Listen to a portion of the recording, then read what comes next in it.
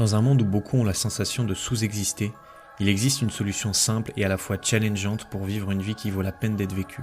Et cette solution, c'est jouer ta note. C'est-à-dire te débarrasser des conditionnements qui t'empêchent d'être qui tu as réellement envie d'être et faire ce que tu as réellement envie de faire de ta vie. Quand tu réapprends à jouer ta note, tu détruis automatiquement tout un tas de blocages et reconnectes un niveau de kiff, d'énergie et de pouvoir sur ta vie radicalement différent. Jouer ta note est simple, mais pas facile. Et c'est pour ça que dans ce podcast, je te partage les clés qui permettent à mes clients en coaching et qui te permettront de démarrer ce chemin.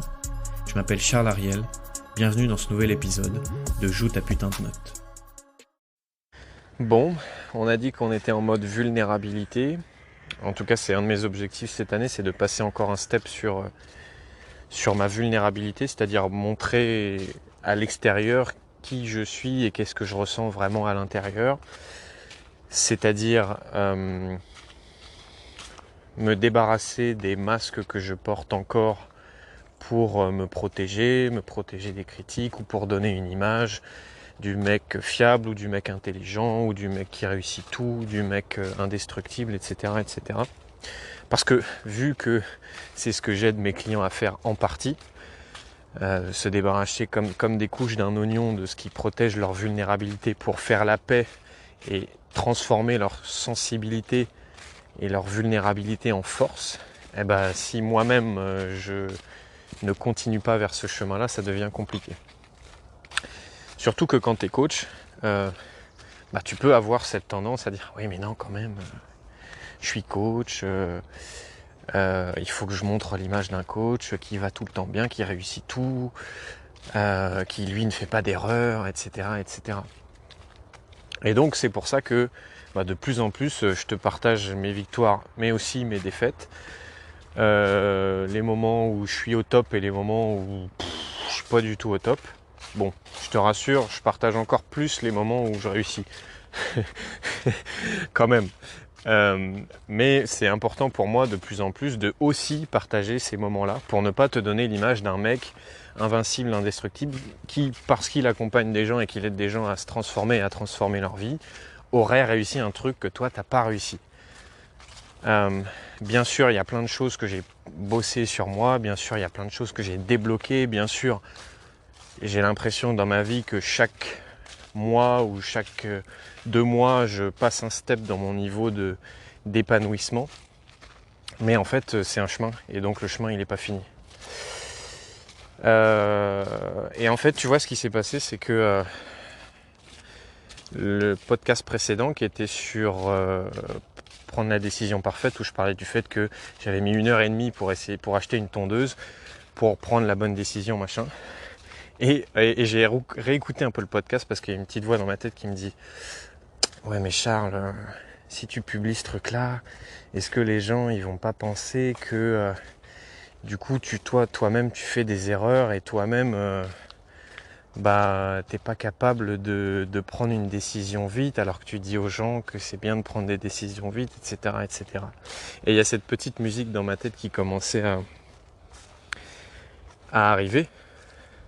C'est-à-dire, non, ne sois pas trop vulnérable, ne montre pas que toi aussi tu es faillible, parce que ça pourrait faire que tu vas avoir moins de clients, ou que les gens vont se désintéresser de ton message, ou quelque chose comme ça.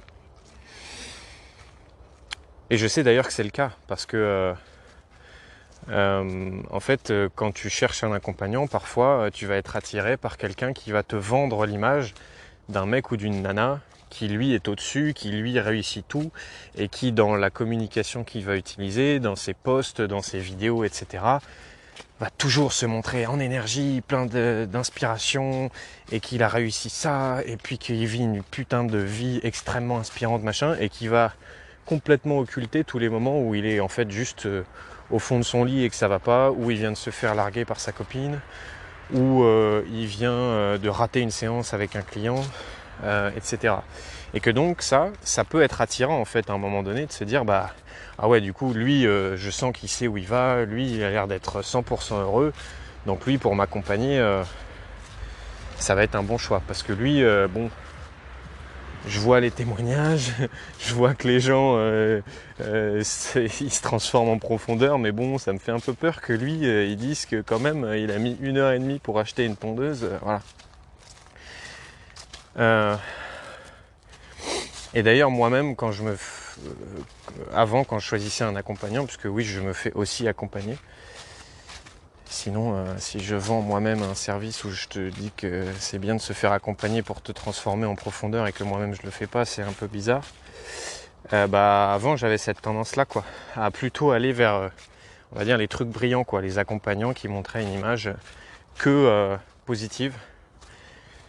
Et à fuir un peu le reste. Je le faisais pas consciemment, hein. Tout ça, ça se faisait inconsciemment. Et tu vois, je sais même que qu'il y a des gens autour de moi qui, quand ils ont appris que les derniers mois, j'étais pas au top de ma forme, tout ça, on dit mais comment ça, je comprends pas, pourtant il est coach. Mais il y a quoi comme croyance derrière ça? Il y a la croyance que si t'es coach, t'es 100% heureux, ou si t'es thérapeute, t'es 100% heureux, et t'as réglé tous tes problèmes, et t'as atteint un truc que toi t'as pas, il a atteint un truc que toi t'as pas atteint, et que une vie 100% au bonheur, ça existe, et qu'il y a des êtres humains sur la planète qui sont toujours dans la gratitude, qui sont toujours au top de leur forme, qui ont toujours de l'énergie, qui sont toujours inspirés, qui sont toujours dans le positif. Ça, c'est juste un mythe, un fantasme. Tu peux voir des choses comme ça chez les gens, dans l'image qu'ils te donnent, mais c'est une partie de leur vie et c'est pas leur vie en entier. Et en fait, maintenant, mes choix d'accompagnant, quand je décide de me faire moi accompagner, c'est totalement différent, puisque maintenant, c'est un peu l'inverse. Je fuis les gens où je vois qu'ils montrent qu'un côté, et par contre, je suis plutôt attiré par les gens où ils montrent justement cette vulnérabilité, où je sens que c'est des humains aussi. Et en fait, tu te rends compte que le pouvoir transformateur est décuplé par le fait que ton accompagnant il soit vulnérable. Je le vois quand moi je me fais accompagner en tant que client, où en fait quand c'est quelqu'un en face qui est pas en mode je mets un masque et je te montre l'image de quelqu'un d'invincible, je le vois moi-même en tant qu'accompagnant quand j'accompagne mes propres clients, que le pouvoir transformateur il est juste décuplé quand tu es d'être humain à être humain, quand tu es de vulnérabilité à vulnérabilité, parce que toi quand tu t'autorises à être vulnérable, la personne en face s'autorise tout simplement à être vulnérable. Et j'ai envie de dire, il y a un peu que comme ça qu'une transformation profonde est possible. Voilà pour le pouvoir de la vulnérabilité. C'est quelque chose qui demande du courage. C'est quelque chose qui est plus difficile que de mettre des masques ou des carapaces. C'est plutôt très facile de se protéger et de faire celui ou celle qui est parfait, qui réussit tout bien.